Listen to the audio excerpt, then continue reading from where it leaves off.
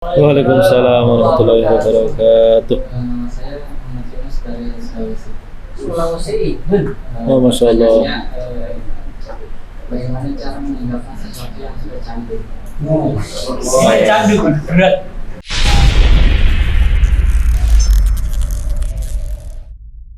Baik, tentang sesuatu yang sudah menjadi candu itu pertama begini. Kita harus hati-hati dengan kosakata yang kita pakai hari ini. Pertanyaannya adalah yang antum anggap candu itu memang sudah menjadi candu atau belum? Kalau belum, jangan diidentifikasi sebagai candu. Itu nanti akan merepotkan mind setting kita, setting pikiran kita.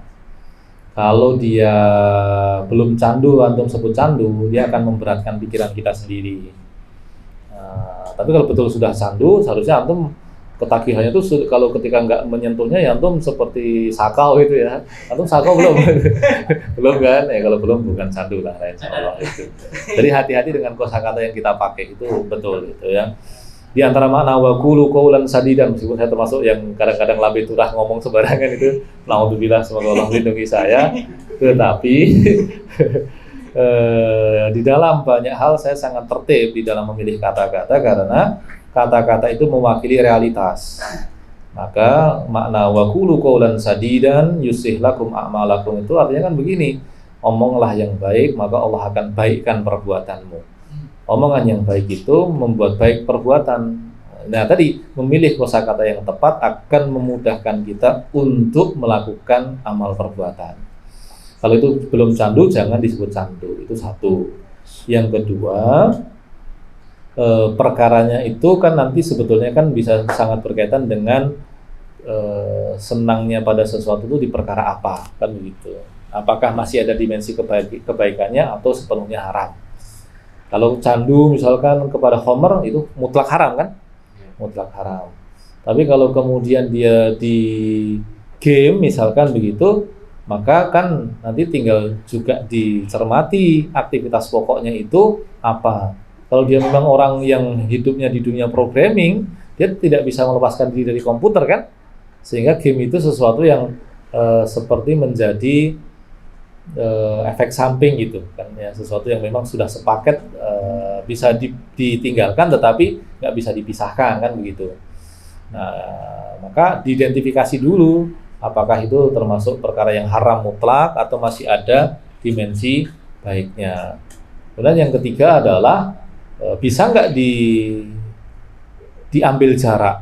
Diambil jarak itu begini, misalkan bagi orang yang kecanduannya kepada gadget begitu, ya sudah taruh tuh HP itu, taruh betul, bahkan kalau belum nggak usah nyentuh itu. Kalau dia masih bisa mengendalikan sendiri, ya coba beraktivitas luar rumah tanpa megang HP itu. HP taruh di rumah, pergi aja keluyuran itu.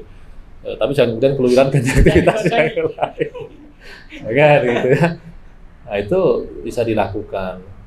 Nah, termasuk di dalamnya adalah yang keempat, kalau aktivitas itu berkaitan dengan kesendirian, misalkan gaming sendiri begitu, ya berarti ganti aktivitas yang melibatkan orang lain begitu. Cari teman yang bisa membawa kita beraktivitas yang membuat kita berjarak dari hal itu tetapi produktif. Nah itu bisa dilakukan. Karena teman yang baik itu sangat membantu. Ternyata satu klub gamer semua aja. Wah, ini koncolnya ya Allah ini. Ya enggak lah. Ini bolone iki susah iki. Tapi memang begini, ketika kita mau jadi baik itu kita pasti kehilangan teman kok. Bahkan andai kan kita sama-sama baik lah ya. Misalkan kita sama-sama baik di satu kelompok pengajian tertentu, antum pengen naik grade, antum akan kehilangan sebagian mereka. Kenapa? Karena mereka ada di satu level kebaikan dan antum ada di level yang mau lebih tinggi. Itu pasti kehilangan. Hanya bedanya kalau teman yang baik itu ketika kehilangan temannya karena kebaikan, ya dia akan mensupport. Kalau hilangnya karena keburukan, dia akan mencoba menyelamatkan. Kan begitu. Kadang yang problem itu adalah teman-teman yang buruk. Teman-teman yang buruk ketika orang itu mau jadi buruk malah disupport, mau jadi baik dihalang-halangi. Kan masalahnya kan begitu. Nah, teman itu berharga. Nah, maka kemudian nanti kamu identifikasi juga temanmu itu yang seperti apa karakteristiknya. Ya kan tidak mungkin semuanya buruk, tidak mungkin semuanya baik, tetapi harus pandai-pandai memilah mana yang akan membantumu baik dan mana yang akan menjebakmu dalam keburukan itu. Lalu kemudian yang selanjutnya adalah doa. pada perkara yang akut tuh doanya jangan dibuat sederhana. Doa pada perkara yang sudah akut antum hanya lakukan setelah sholat 5 waktu. Sudah setelah sholat 5 waktu, sholat 5 waktunya jarang. Sama aja jarang doa dong. Maksudnya adalah berdoa itu formatnya aslinya adalah kapanpun, dimanapun, untuk urusan apapun. Doa itu seperti antum ketika mengobsesikan sesuatu gitu loh. Sekarang ketika jalan kaki ingat, ya Allah tolong hamba ya Allah. Ketika antum kemudian baru mau berbaring ingat hal itu, sempat mengangkat tangan, angkat tangan, nggak sempat angkat tangan, nggak usah angkat tangan, bilang katakan pada Allah, ya Allah tolong hamba ya Allah. Dan berulang-ulang, nggak sekali 2 kali, bahkan puluhan, ratusan, ribuan kali. Itulah di antara tebusan dari ibadah yang sering hilang dari diri kita, yaitu dengan meminta berulang-ulang. Minta itu. Ada banyak perkara itu tidak bisa diselesaikan kecuali Allah. Apalagi perkara hati. Perkara hati itu urusannya Allah. Allah itu membuat orang taat senang pada orang ahli maksiat aja bisa, atau sebaliknya orang yang hidupnya berkubang dengan kemaksiatan jadi terobsesi pada kebaikan bisa.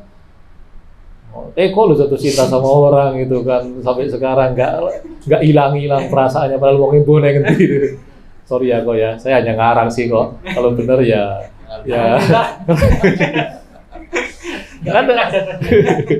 Ada banyak perkara itu doa menyelesaikan, minta sama Allah betul. Termasuk kemudian untuk sebagian perkara itu memang juga didukung dengan disiplin diri. Nah, disiplin diri itu memang ya harus ngelawan kecenderungan begitu ya, dengan Quran lebih banyak, dan ingat ya, sholat sunnah lebih banyak itu seringkali manfaatnya tidak untuk diri kita sendiri. Orang-orang salih dahulu tuh biasa baca Quran lebih banyak, sholat sunnah lebih banyak begitu untuk anak cucunya. Nah, kalau kita kemudian sekarang baca Quran lebih banyak, sholat sunnah lebih banyak, sedekah lebih banyak, mungkin imbasnya tidak hanya kita, tapi bahkan sampai kepada kalau yang belum berkeluarga nanti ke calon pasangannya, kepada keluarganya, kepada anak turunnya. Karena memang begitu ya, kebaikan itu dia bisa menular kemana-mana, sebagaimana keburukan itu sebagiannya juga bisa merembet kemana-mana. Wallahu a'lam ya, wallahul musta'an. Allah tempat kita minta tolong.